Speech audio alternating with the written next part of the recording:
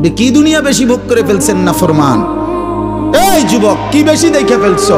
পরের নর্তকী দেখো, মোবাইলের উলঙ্গ ছবি দেখো, ওই তোমার মা? এই বেটা, বেহায়া ছেলে বেটা, যে নারীকে মোবাইলে উলঙ্গ ছবি দেখো, ও তোর মা বেটা?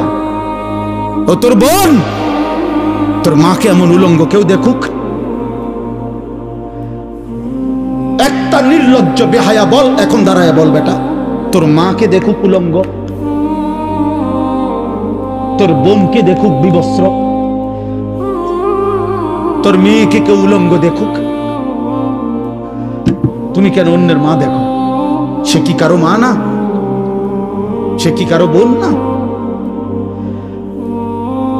সে কি কারো মেয়ে না?